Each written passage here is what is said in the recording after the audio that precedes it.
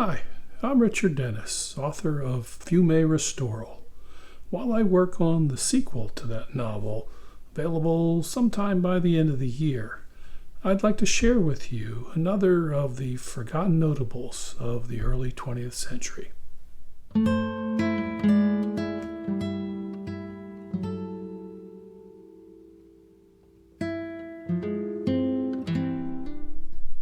Janko Polic Kamov was an avant-garde Croatian writer who has been hailed as a pioneer of modern Croatian literature. Janko was born in Rijeka on November 17, 1886. He was an avid reader and a good student, but always rebellious. With a few of his fellow high school students, he co-founded a secret society to initiate a violent insurrection against the Hungarian rule over Croatia. This activity, together with frequent confrontations with his teachers — he spat in the face of a teacher who gave him a better grade than he thought he deserved — culminated in his expulsion from the school. His parents then sent him to an ultra-conservative Catholic boarding school, where Janko promptly lost his faith. His unbroken spirit got him expelled from that school as well, and led him to participate in demonstrations against the government. His protests cost him 3 months in prison. After his release, he turned away from politics and embraced literature. He ran away from home and joined a traveling theater company, and for a few months tried to earn a living selling Singer sewing machines.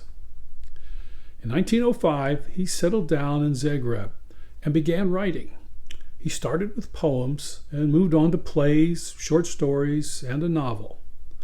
He adopted the surname Kamov after Noah's son, who was cursed by his father for witnessing the older man in a drunken and naked state without turning away or trying to cover him up.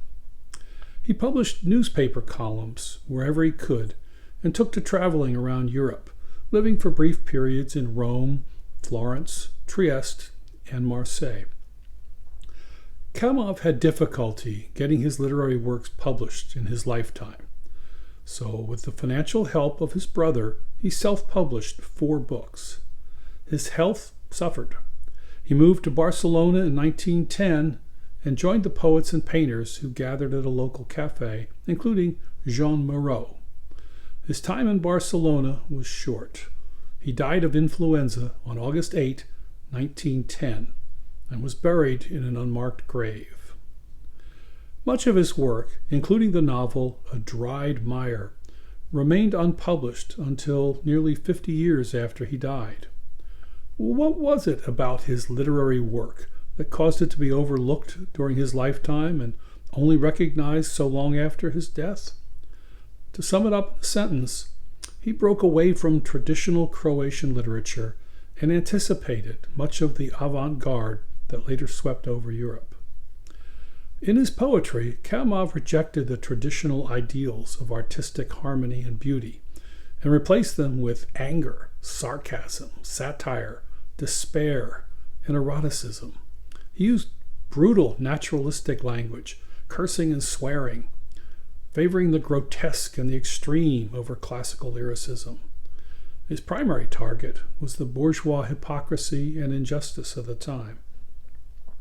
His fiction and plays feature interior monologues with spiritual conflicts and frequent digressions, more than 10 years before James Joyce's Ulysses first appeared in print.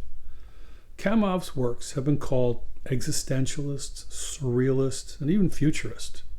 His characters are loners who are filled with anxiety, feel out of place, beat dogs, seduce and reject maids, suffer from unease and guilt about their actions, drink, but make no attempt to change. They agonize over whether to shave off a beard or accept a new suit from someone. Like his poetry, the fiction emphasizes the absurdity, the hopelessness, and the grotesque nature of modern society. Now, all this led publishers to reject him, and theaters refused to put on his plays. His novel, A Dried Mire, now hailed by many as the most important piece of avant-garde Croatian prose, was not published until 1956, It took years for the literary world to catch up to him, long after he passed away and was buried in a pauper's grave. Today, Janko Polic Kamov is honored by a life-size bronze statue in Rijeka, lounging against the railing of a prominent Rijeka square by the Continental Hotel. If you'd like to learn more about Janko Polic Kamov, there are a number of essays available on the internet that cover his life. His short stories and poems, while not strictly autobiographical, contain revealing elements and are likewise available online. I hope you've enjoyed this brief look at one of the fascinating people who influenced the 20th century through their words and actions.